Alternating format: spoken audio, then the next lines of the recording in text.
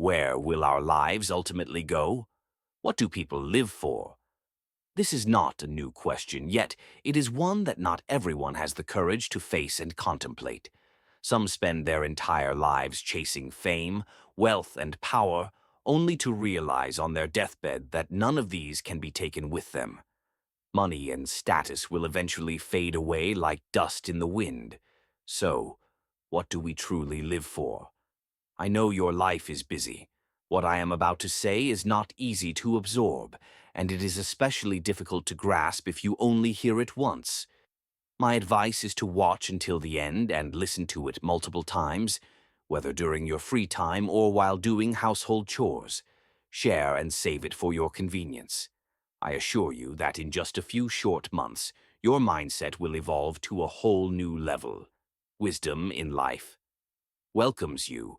Today, we will explore the meaning behind human existence. The answers we uncover will undoubtedly change how you live, especially the final story, a tale that has awakened thousands of people. The story of the young man and the Buddha. Long ago in India, there was a young man who, unfortunately, passed away due to illness. As he took his final breath and his short life ended, he saw the Buddha approaching him with a basket in hand. With compassion, the Buddha said, "Come, let's go." The young man looked at the Buddha with regret and pleaded, "Dear Buddha, my life was too short. I still have so many things I want to do, so many tasks left unfinished." The Buddha responded, "I am sorry, but it is time for you to leave." As the young man walked forward with sorrowful eyes, he asked, "Buddha, what is inside that basket?" The Buddha replied, "This basket contains all of your worldly possessions." The young man hesitated. "My possessions? Do you mean my money, jewelry, and personal belongings?" The Buddha shook his head with a gentle smile. "Those were never truly yours. They all belong to the earth." The young man continued, "Then is it my memories?" The Buddha answered, "No, your memories belong to time." The young man thought again, "Then it must be my talents." The Buddha said, "Your talents belong to the material realm." The young man asked in desperation, "Then surely it must be my friends and family." The Buddha replied, "No, they belong to your heart." The young man pondered deeply before finally concluding, "Then it must be my soul." The Buddha looked at him for a moment and said, "You are entirely mistaken. Your soul belongs to me." Taking the basket from the Buddha's hands and opening it, the young man was astonished to find that it was completely empty.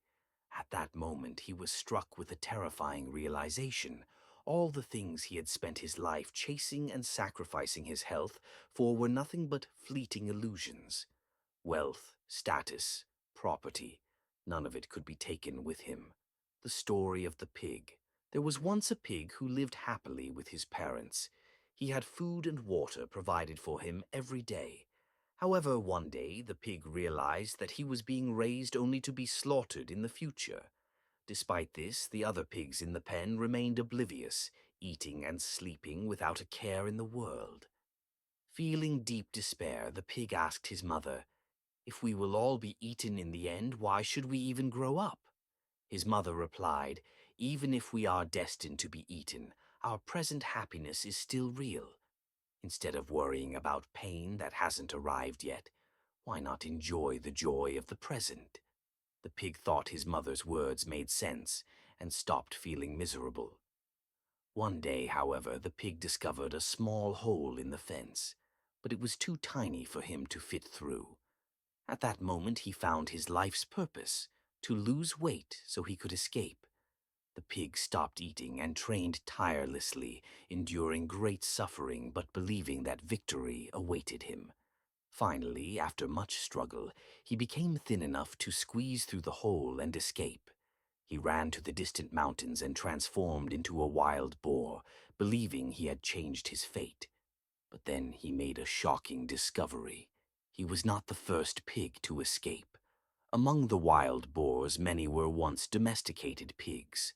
These pigs lived in misery because they lacked the tusks, strength, and speed of true wild boars.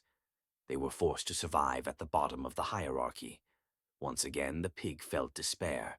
He wondered whether he should endure this fate or fight back. He chose to fight. Day after day he trained, ramming into trees, biting logs, constantly honing his abilities. One day he challenged the leader of the wild boars and severely wounded him. But to his surprise, before dying, the leader said, "I am finally free. Now it is your turn to endure this suffering."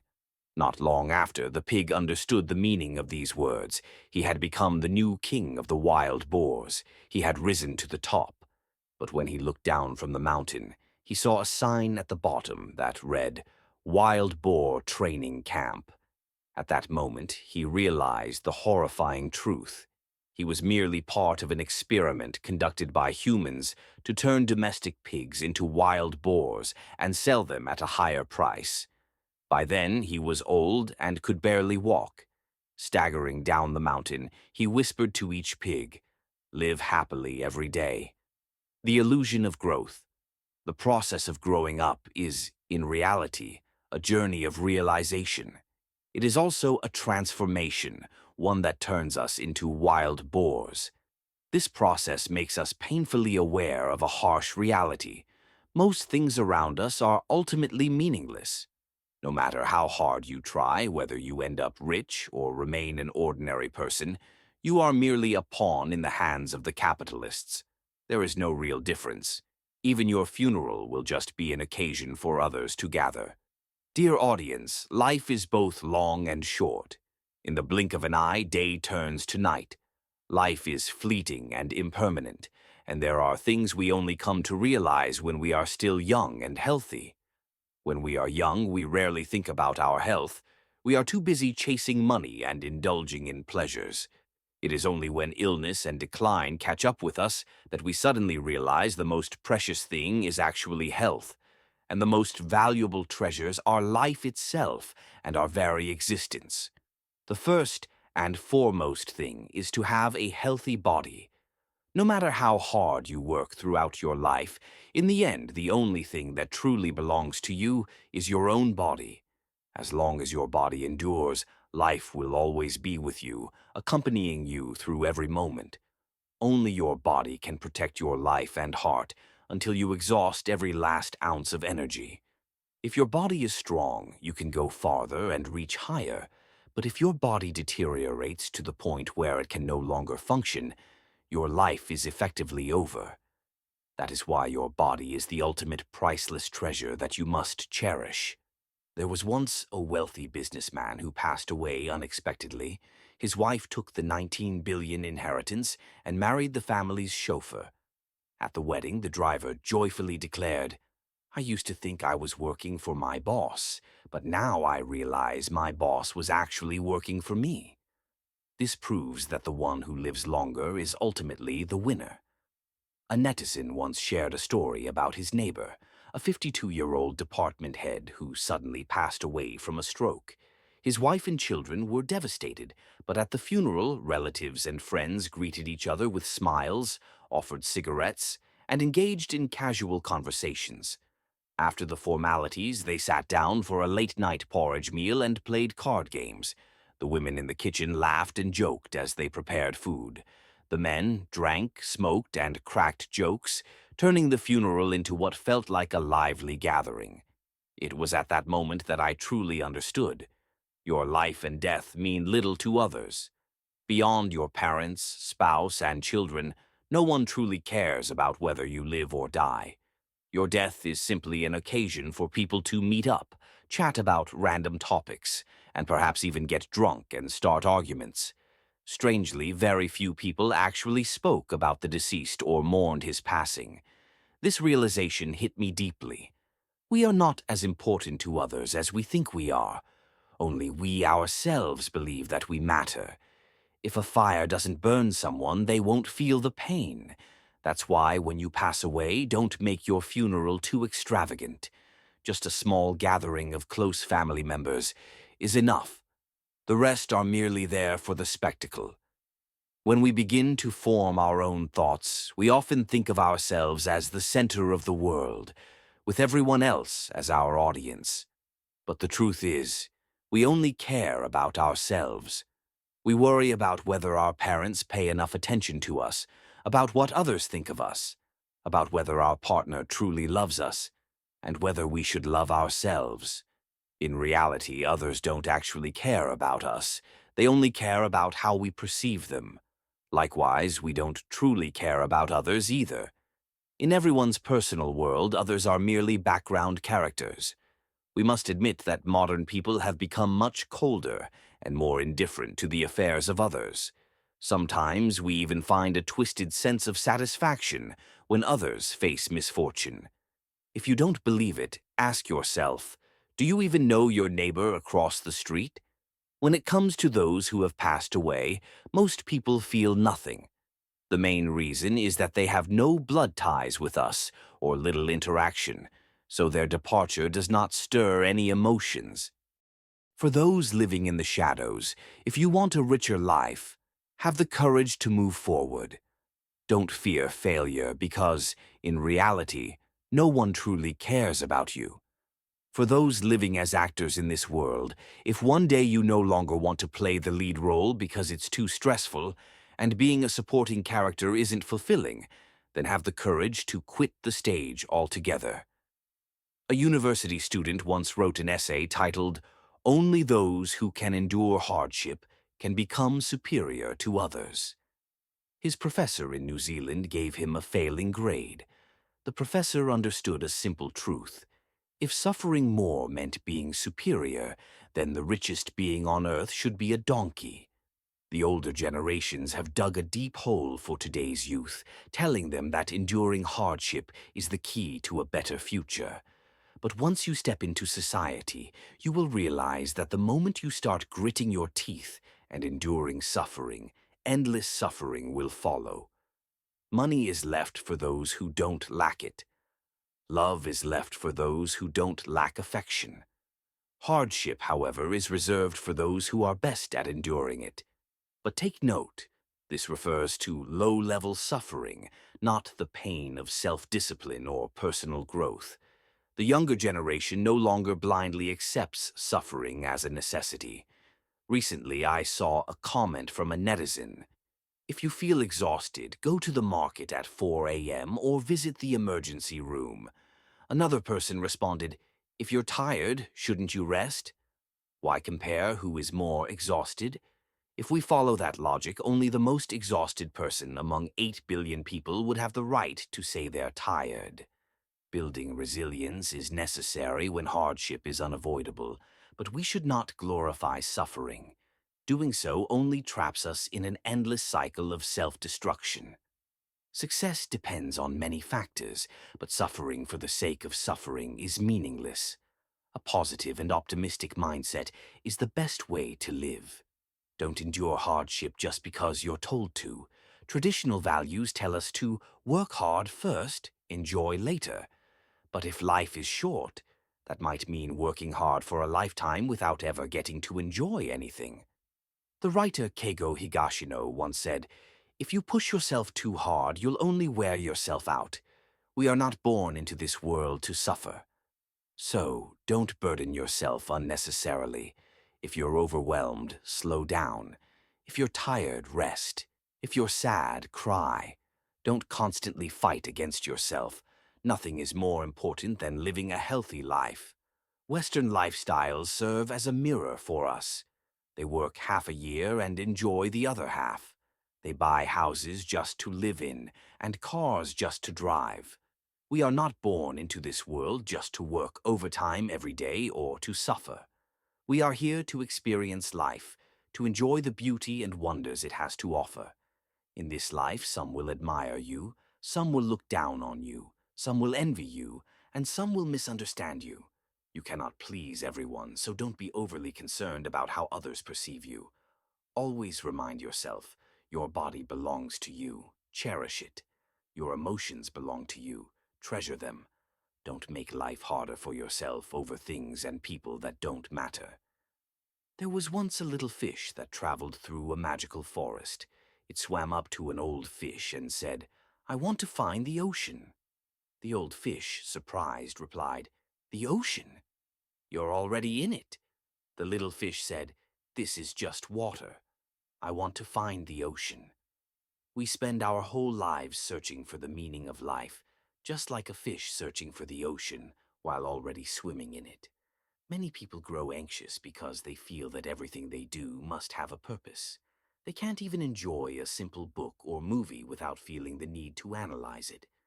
But life isn't just about purpose. Sometimes it's okay to just live. When you feel anxious and mentally exhausted, remember that life is merely an accumulation of countless experiences.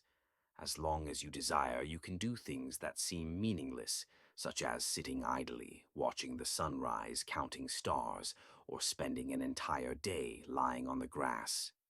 Your experiences themselves are the greatest meaning of life.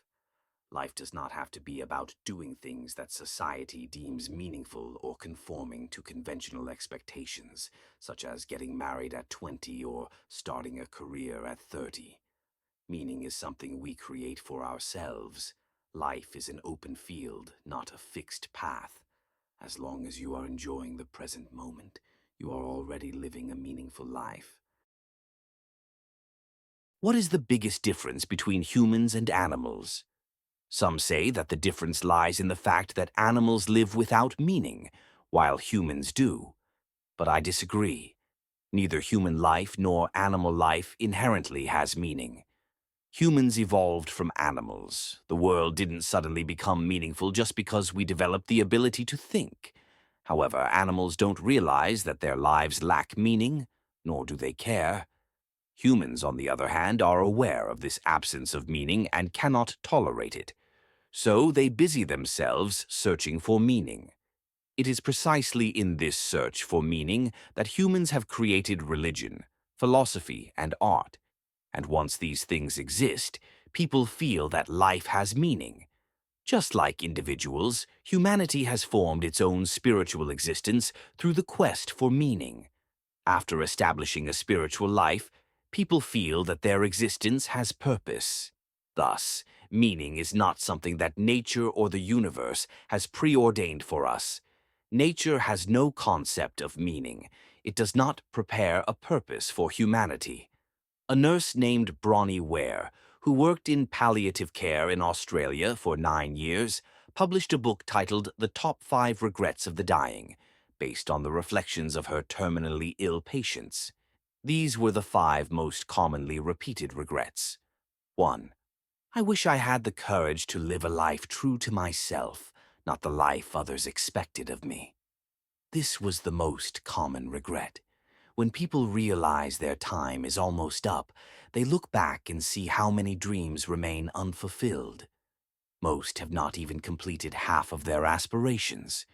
It is only on their deathbeds that they realize their choices determined everything. 2. I wish I hadn't worked so hard. This was a near universal sentiment among male patients. They regretted missing out on their children's growth and precious moments with their parents.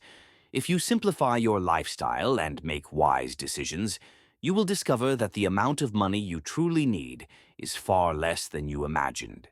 Then you can use your remaining time to enjoy life and find greater happiness. 3. I wish I had the courage to express my feelings. Many people suppress their emotions in order to maintain harmony with others. As a result, they lose their sense of self and drift further away from who they truly are. 4. I wish I had stayed in touch with my friends. Many people, overwhelmed by life's demands, let valuable friendships fade over time. On their deathbeds, they regret not putting in the time and effort to maintain those relationships. 5. I wish I had allowed myself to be happier. Surprisingly, this was a frequent regret.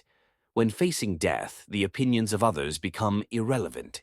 What truly matters is whether one has been true to their own heart. Before death arrives, if you can let go of everything and face yourself with a smile, that is a truly wonderful thing. In Japan, a young hospice nurse named Shichi Okan cared for over 1,000 dying patients, and listened to their regrets. She later wrote the book 25 Regrets Before Dying. The first 5 were: 1. Not doing what they truly wanted to do. 2. Not achieving their dreams. 3. Doing things that went against their conscience. 4th, letting emotions control their entire lives. 5. Lacking the energy to help others. You'll notice that regardless of nationality, whether Western or Asian, when faced with death, people have the same regrets. That is why I hope everyone has the courage to do what they truly want and not repeat the regrets of others. If I offered you an unlimited amount of money, but in exchange for your health, would you take it? If you're unsure, this story might clarify things for you. A long time ago, the wife of a poor man saw 3 elderly men, hungry and frail, standing outside her home. She invited them in for food. The old men replied, "Ask your husband if he agrees." Her husband happily responded, "Of course, invite them in." Helping those in need is the right thing to do. The 3 old men smiled and said, "In truth, we are the gods of wealth, success, and health. As a reward for your kindness, you may invite one of us into your home.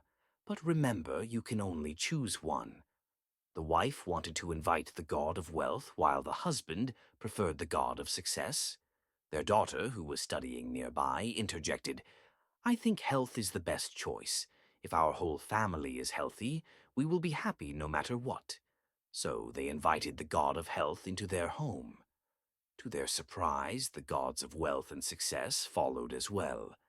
The wife, confused, asked, "Weren't we only allowed to invite one?" The god of health replied, "Yes, but there is an exception. Only when you choose me will the other 2 follow, because without health, wealth, and success mean nothing. In this life, money is not what matters most. Health is. Do not recklessly chase wealth and success, for no amount of money can stop death. No beauty can appease the gods of the underworld. Making money is just a game. Health is the true goal. Good health is more valuable than anything because the organs in our bodies are expensive and difficult to replace. More importantly, they are not always available. The Russian writer Maxim Gorky once told a story about a young man full of frustration. He constantly complained about his poverty and the unfairness of society, causing people to avoid him. One day he met an old man who asked, "What do you want?" The young man answered, "I am poor. I want to be rich." The old man said, "Then sell me your hands and feet. I will pay you 5,000 pieces of gold." The young man shook his head. "No." The old man continued, "Is the price too low? I'll pay 10,000 pieces of gold for them."